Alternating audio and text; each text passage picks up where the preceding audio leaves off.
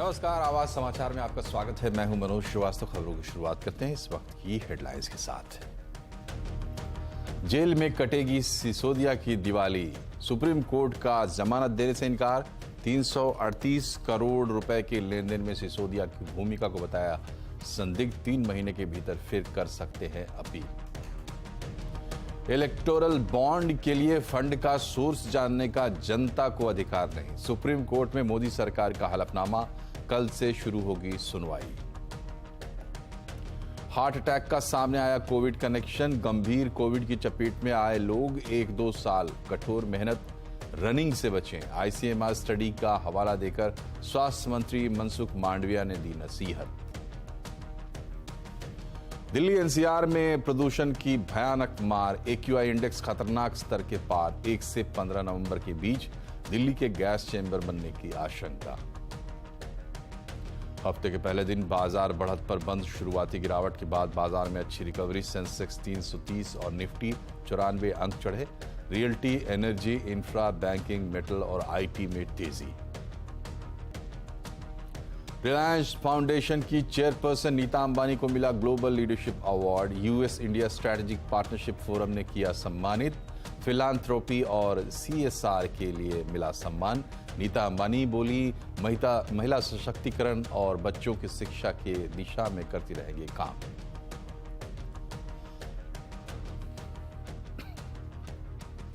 Corona का डर खत्म ही नहीं हो रहा है, अब हार्ट अटैक का भी कोरोना कनेक्शन सामने आ गया है। खुद स्वास्थ्य मंत्री मनसुख मांडविया ने कहा है कि जो लोग कोविड से गंभीर रूप से पीड़ित हुए थे, उन्हें अभी 2 साल कड़ी मेहनत, रनिंग, इस तरह की जो हार्ड एक्सरसाइज है उससे बचना चाहिए, क्योंकि हार्ट अटैक का डर ऐसे लोगों को ज्यादा है। मांडविया ने आईसीएमआर का स्टडी का हवाला दिया है। डिटेल समझते आलोक प्रियदर्शी से। बताएं आलोक, क्या डिटेल्स हैं? बिल्कुल, देखिए, कोविड-19 और हार्ट अटैक से होने वाली मौतों के बीच में क्या वजह है, इसका खुलासा हो चुका है। स्वास्थ्य मंत्री मनसुख मांडविया ने आईसीएमआर की रिपोर्ट का हवाला देते हुए कहा है कि कोविड संक्रमण से जो लोग गंभीर रूप से पीड़ित रह चुके हैं, उन्हें कम से कम 1 या 2 साल ज्यादा भागदौड़, ज्यादा भारी भरकम कसरत और मेहनत वाले काम से बचना चाहिए, क्योंकि इससे हार्ट अटैक होने का खतरा है। दरअसल आईसीएमआर पिछले काफी दिनों से जो लगातार हार्ट अटैक के मामले आ रहे थे और उसके डेटा को लेकर स्टडी कर रहा था, और स्टडी करने के बाद ये बात सामने आई है कि कोविड-19 ही इसके पीछे मुख्य वजह है, जिसकी वजह से लोगों की हार्ट अटैक से मौतें हो रही हैं। तो इस स्टडी में यह भी कहा गया है कि 1 या 2 साल तक जो लोग गंभीर कोरोना से पीड़ित रह चुके हैं, उन्हें ज्यादा भागदौड़, ज्यादा भारी भरकम कसरत और ज्यादा मेहनत वाले काम से बचना चाहिए, और ताकि उनके हार्ट पर ज्यादा असर न पड़े। अगर ऐसा करते हैं तो उनको हार्ट अटैक आने की आशंका बनी रहेगी। बहुत बहुत शुक्रिया आलोक। और इधर दिल्ली में सांसों की तकलीफ बढ़ती जा रही है। दिल्ली एनसीआर में हवा की क्वालिटी यानी एक्यूआई इंडेक्स खतरनाक स्तर के पार पहुंच गया है। आने वाले समय में स्थिति और बिगड़ सकती है। समझते हैं रोहन सिंह से। बताइए रोहन, क्या स्थिति है? राजधानी दिल्ली में प्रदूषण का सीजन एक बार फिर से शुरू हो गया है। अगर आज की हम बात करें तो दिल्ली एनसीआर में हवा की क्वालिटी बहुत खराब के स्तर पे थी। इससे पहले 25 अक्टूबर के लगभग लोगों को राहत जरूर मिली थी, लेकिन हवा की क्वालिटी जो है दोबारा से खराब होनी शुरू हो चुकी है। अगर आज हम सिर्फ दिल्ली की बात करें तो यहाँ पे एयर क्वालिटी इंडेक्स 322 था, नोएडा में 324 एयर क्वालिटी इंडेक्स था, जबकि गुड़गांव की अगर हम बात करें तो 314 था। ठीक इस तरह से फरीदाबाद की बात करें तो वहां भी स्थिति जो है बहुत खराब के आसपास ही थी। दिल्ली में जो सबसे ज्यादा प्रदूषित इलाके रहे आज, उसमें से कि आनंद विहार रहा या फिर अशोक विहार रहा, पंजाबी बाग रहा, दिल्ली यूनिवर्सिटी, यहाँ जो हवा की क्वालिटी है लगभग 450 के लगभग छूते हुए नजर आए। और मौसम जो वैज्ञानिक है उनकी अगर हम बात माने तो आने वाले कुछ दिनों में बहुत राहत मिलने की उम्मीद नहीं है।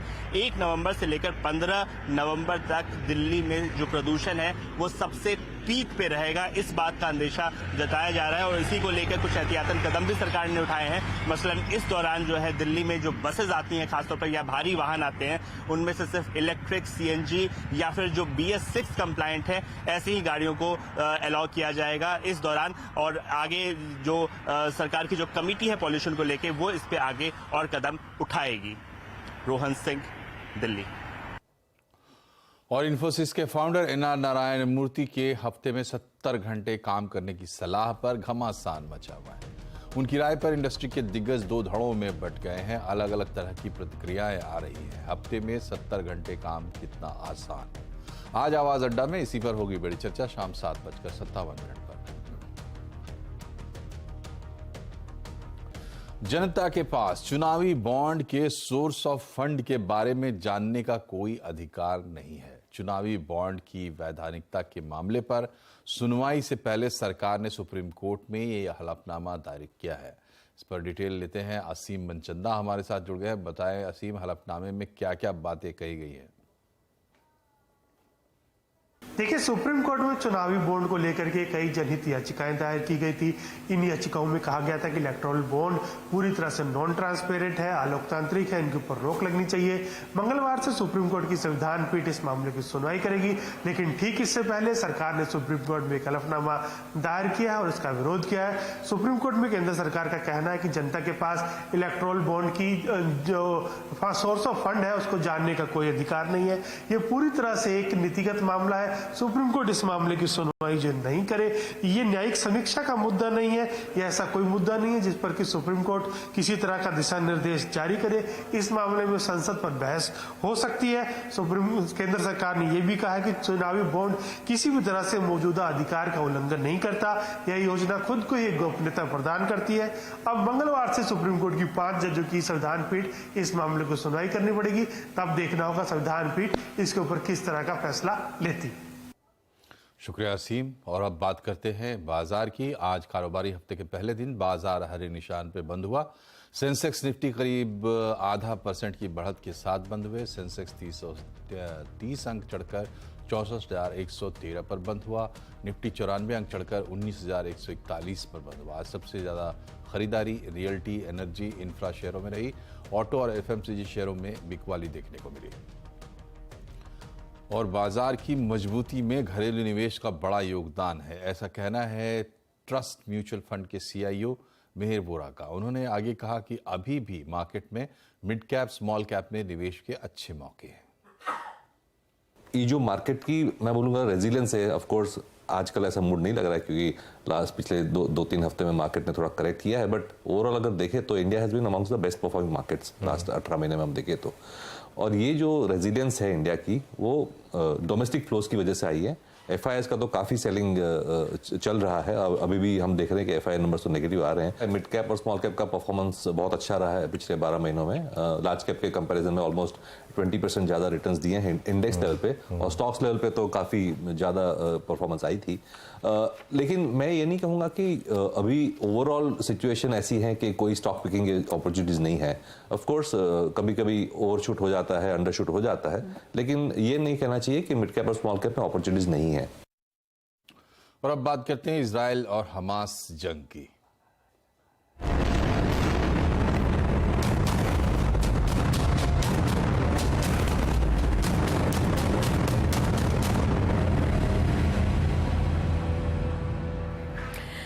इजराइल और हमास के बीच जंग और तेज हो गई है। इजराइल ने गाजा में जमीनी ऑपरेशन शुरू कर दिया है। इजराइल की सेना गाजा में करीब 2 किलोमीटर तक अंदर घुस चुकी है। इजराइल की सेना ने दावा किया है कि उसने कल गाजा में हमास के 600 ठिकानों को निशाना बनाया। इसमें 20 से ज्यादा आतंकवादी मारे गए हैं। इजराइल के एयरक्राफ्ट्स ने गाजा के सबसे बड़े अस्पताल के आसपास भारी बमबारी की है। इस अस्पताल में मरीजों के अलावा हजारों की संख्या में फिलिस्तीनियों ने शरण ले रखी है। इजराइल ने दावा किया है कि हमास ने इस अस्पताल के नीचे सुरंग बना रखी है, जिससे उनके लड़ाके और बड़ी संख्या में गोला बारूद मौजूद है। इजराइल हमास जंग में अब तक 8,000 से ज्यादा लोगों की जान जा चुकी है। ईरान, तुर्की और सऊदी अरब इजराइल पर आग बबूला है। तुर्की ने कहा है कि इजराइल गाजा पर बम बरसाना बंद करे। सऊदी अरब ने भी कह दिया है कि इजराइल गाजा में घुसने की कोशिश ना करे, इसका अंजाम बहुत बुरा होगा। इधर आतंकवादी संगठन आईसिस ने हमास के समर्थन में दुनिया भर में यहूदियों, इजराइल और उनके सहयोगियों के दूतावासों पर आतंकवादी हमला करने के निर्देश दिए हैं। इजराइल हमास जंग के बीच अमेरिका के राष्ट्रपति जो बाइडेन का बड़ा बयान सामने आया। उन्होंने युद्ध खत्म होने के बाद टू नेशन सॉल्यूशन पर विचार करने की बात कही है। बाइडेन ने इजरायल और अरब देशों के नेताओं से युद्ध के बाद की वास्तविकता पर गंभीरता से सोचने का आह्वान किया। उन्होंने कहा कि 6 अक्टूबर की यथास्थिति में वापस जाना संभव नहीं है। बाइडेन ने टू नेशन सॉल्यूशन पर जोर दिया।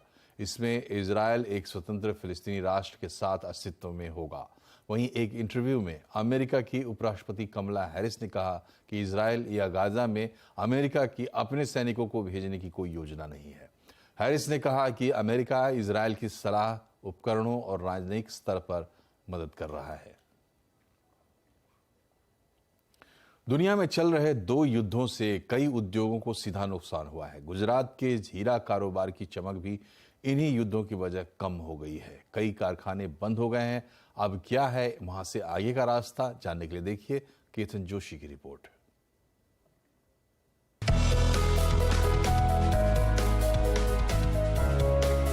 यह है अहमदाबाद के नरोडा इलाके का हीरे का एक कारखाना।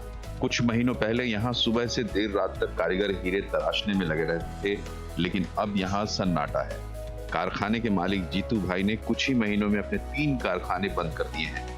रशिया यूक्रेन का वॉर जब से शुरू हुआ है तब से डायमंड में काफ़ी माहौल ख़राब हो गया है। पूरे वर्ल्ड में उसकी बिकवाली कम हो गई है ज्वेलरी। उसकी वजह से लगभग 6 महीने से मैंने एक के बाद एक 3 यूनिट बंद किए। इसमें लगभग 350 से ज़्यादा वर्कर्स काम कर रहे थे। अभी तो मैं सोच रहा हूँ कि कब ये माहौल सही हो और कब धीरे धीरे सब शुरू हो, उसके बाद ही मैं फैक्ट्री शुरू करूँ। पहले रूस, यूक्रेन और अब इजराइल हमास के बीच चल रहे युद्ध ने गुजरात की डायमंड इंडस्ट्री पर गहरी चोट की है। असल में भारत की कुल रफ डायमंड खपत में 30% हिस्सा रूस से होने वाले आयात का होता है। यूरोपियन यूनियन में रूस पर प्रतिबंध लगने से रफ डायमंड की सप्लाई रुकी। वहीं 10% रफ डायमंड इजराइल से आता है, वो भी युद्ध के कारण रुक गया है। इजराइल डायमंड इंडस्ट्री का बड़ा टेक्नोलॉजी प्रोवाइडर है और दुनिया की कई डायमंड माइंस के मालिक भी मूलतः इजरायली हैं। गुजरात में हीरे तराशने के करीब 50,000 कारखाने हैं। इनमें से करीब 10,000 पिछले 6 महीने में बंद हो चुके हैं। इसके चलते करीब 5 लाख कारीगर बेकार हो चुके हैं। नतीजा, इस बार दिवाली की छुट्टियां 15 दिन नहीं 30 से 45 दिन की होंगी और बोनस की भी उम्मीद कम है।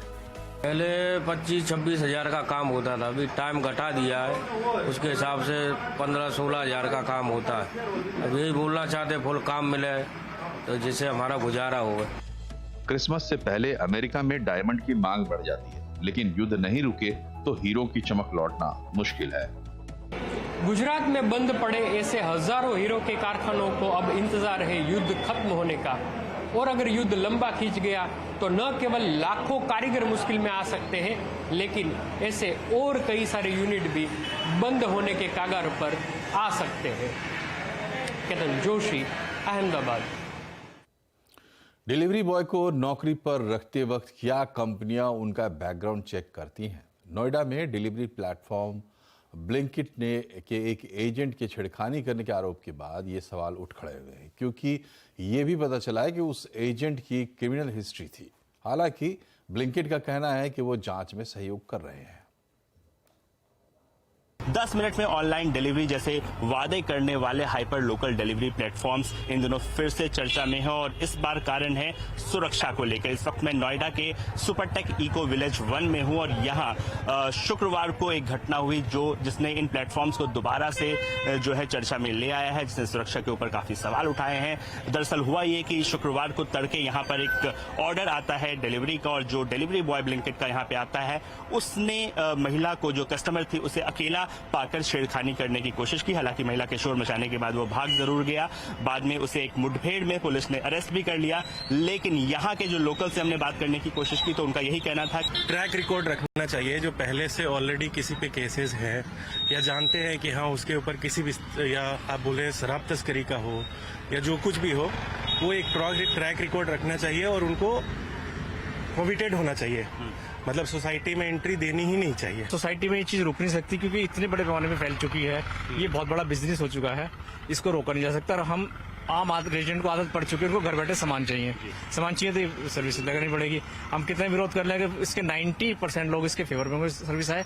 हाँ, सिर्फ चेकआउट उनको चाहिए, डिलीवरी पार्टनर को, वो डिलीवरी मैन है उसको वो चेक करे वो कैसे डिलीवरी कर रहा है। फिलहाल आरोपी पुलिस की गिरफ्त में हो और उस पर 376, 511, 506 सहित कई सारी धाराएं लगी हुई हैं। लेकिन जांच के दौरान एक बात जो सामने आई वो ये है कि इस डिलीवरी एजेंट का एक और आपराधिक रिकॉर्ड रहा है, उसकी एक हिस्ट्री रही है, यानी कि ब्लिंकिट ने इसे भर्ती करते वक्त उसके जो आपराधिक रिकॉर्ड थी उसकी जांच नहीं किया, कोई वेरिफिकेशन नहीं किया। और ये बहुत बड़ी चिंता की बात है। हमने ये सवाल ब्लिंकिट से पूछा तो उनका जवाब ये आया कि उन्होंने जो है वो पुलिस की जांच में जो है सहयोग कर रहे हैं और इससे ज्यादा उन्हें कुछ नहीं कहना है। लेकिन जब हमने पुलिस से ये सवाल पूछा तो पुलिस के मुताबिक यूपी पुलिस ने भी एक नोटिस भेजा है ब्लिंकिट को और यही सवाल यूपी पुलिस की तरफ से पूछे गए हैं कि आखिर ब्लिंकिट ने डिलीवरी एजेंट के आपराधिक रिकॉर्ड की जांच क्यों नहीं की।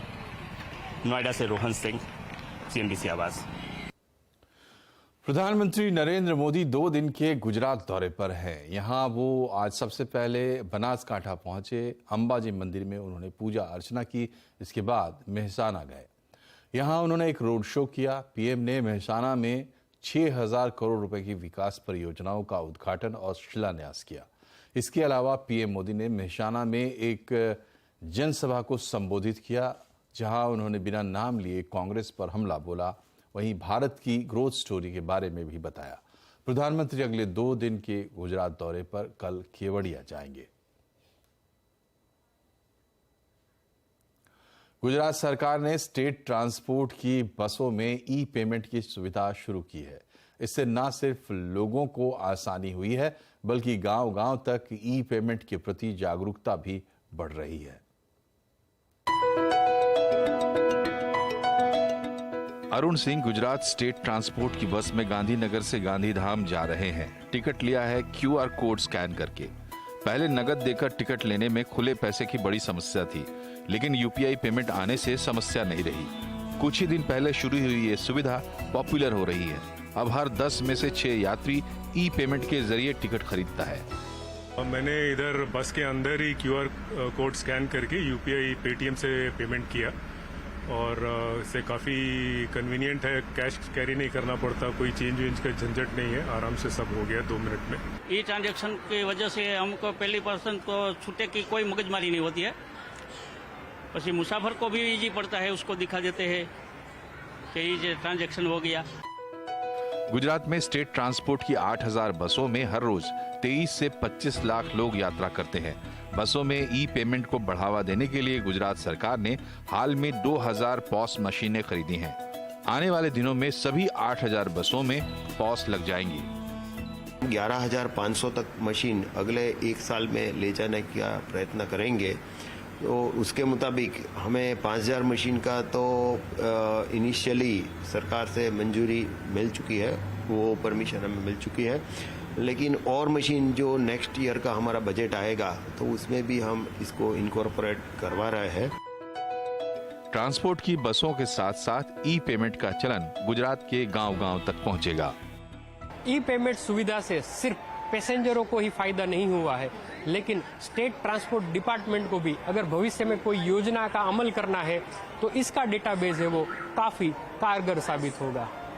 केतन जोशी, गांधीनगर। और अभी एक छोटा सा ब्रेक, लेकिन खबरें अभी और भी हैं, बने रहिए हमारे साथ। एक बार फिर से आपका स्वागत है आवाज समाचार में। 247 दिन से जेल में बंद दिल्ली के पूर्व डिप्टी CM मनीष सिसोदिया को अभी और इंतजार करना पड़ सकता है। आज सुप्रीम कोर्ट ने मनीष सिसोदिया की जमानत देने से इनकार कर दिया। उनकी जमानत याचिका पर सुनवाई करते हुए सुप्रीम कोर्ट ने कहा कि घोटाले से जुड़े कई सवालों के जवाब अभी नहीं मिले हैं। इससे 338 करोड़ का लेन देन हुआ है, जिसमें सिसोदिया की भूमिका संदिग्ध लग रही है, इसलिए याचिका खारिज की जाती है। वहीं सुप्रीम कोर्ट ने जांच एजेंसियों को 6 से 8 महीनों में जांच पूरा करने को कहा है। हालांकि कोर्ट ने सिसोदिया को जमानत के लिए 3 महीने के अंदर दोबारा अपील करने के लिए भी कहा है। इधर महंगाई की मार फिर से बढ़ गई है और टमाटर के बाद अब प्याज ने आंसू निकालने शुरू किए। दिल्ली NCR में प्याज की 80 से 100 रुपए प्रति किलो की कीमत इस वक्त चल रही है। इसे देखते हुए सरकार ने एनसीसीएफ की वैन के जरिए लोगों को सस्ता प्याज दिलाने का फैसला किया है। इसका जायजा लिया संवाददाता असीम मनचंदा ने। टमाटर के बाद अब प्याज लोगों को रुलाने लगा है। प्याज के दाम बढ़ने लगे हैं। अगर मैं दिल्ली एनसीआर की बात करूं तो दाम 80 रुपए से लेकर के 100 रुपए प्रति किलो तक पहुंच गए हैं। सरकार ने कई जगहों पर वैन के जरिए प्याज बेचने की शुरुआत की है। मैं इस वक्त एनसीसीएफ की एक वैन के सामने खड़ा हूं। सरकार इन वैन के जरिए सारी दिल्ली के अंदर प्याज बेच रही है। आज सुबह यहाँ पर एक लंबी लाइन लगी हुई थी। अभी हम आए हैं, देख रहे हैं यहाँ तो सारे प्याज खत्म हो चुके हैं। लोगों ने काफी खरीदारी की है। अब सिर्फ आलू बचे हैं। इस वैन के जरिए आलू बेचे जा रहे हैं। बात करते हैं, प्याज लेने आए थे, मिला नहीं मिला? सरकारी माल सरकारी खा रही। प्याज भैया खत्म हो गया, मैं आलू लेने आया हूँ। अच्छा, आलू दे रहा 70 रुपए किलो, प्याज है 25 रुपए किलो दे रहे हैं। यहाँ सारे स्टाफ वाले ले गए प्याज। और बाहर कितना रुपए मिल रहा है? अगर बाहर कम से कम 80 रुपए किलो मिल रहा है भैया। 80 से 90 रुपए किलो प्याज मिल रहे हैं। 80 से 90 रुपए किलो प्याज दिल्ली के आसपास मिल रहा है। इसकी वजह से सरकार ने कई वैन्स लगाई हैं। सरकार ने जो प्याज है उसके ऊपर एक्सपोर्ट ड्यूटी भी लगा दी है ताकि प्याज का निर्यात ना हो सके। पीछे से प्याज की आवक जो है वो काफ़ी कम हो गई है। इस वजह से प्याज के दाम बढ़ रहे हैं। सरकार इस बार 7 लाख टन के आसपास का बफर स्टॉक बना रही है। उस बफर स्टॉक के जरिए सरकार बिक्री करेगी। मंडियों में भी उसकी बिक्री कर रही है। कुछ दिनों के बाद आपको सफल और केंद्रीय भंडार के ऊपर भी प्याज देखने को मिलेगा। सरकार यही चाहती है कि किसी तरह से प्याज की कीमतों को काबू में रखा जाए, तो इसके लिए सरकार काफ़ी सारे कदम उठा रही है। उम्मीद है कि बाद में प्याज आएगा और लोगों को मिलेगा। जब तक नई प्याज की फसल नहीं आती है तब तक प्याज थोड़ा सा महंगा होगा और 1 से अगले 2 महीने के अंदर नई प्याज की फसल आ सकती है। असीम मनचंदा, दिल्ली। रिलायंस फाउंडेशन की चेयरपर्सन नीता अंबानी को बड़ा सम्मान मिला है। US India strategic partnership forum ने उन्हें ग्लोबल लीडरशिप अवार्ड से सम्मानित किया है। उन्हें यह सम्मान जरूरतमंदों की सहायता और कोऑपरेट सोशल रिस्पॉन्सिबिलिटी के लिए मिला है। उन्होंने इस मौके पर कहा कि वो महिला सशक्तिकरण और बच्चों की शिक्षा के लिए काम करती रहेंगी। As Reliance Foundation, we have reached out to 71 million people of India, and what is closest to my heart is empowering women and educating our young children. Education and sports for all. Every child must have the right to play and a right to learn. So that, and now of course the Nita Mukesh Ambani Cultural Center has taken up a lot of my energies, and it's wonderful to see Indian artists and artisans getting so much respect, not just in India but around the globe. और अब बात cricket world cup की।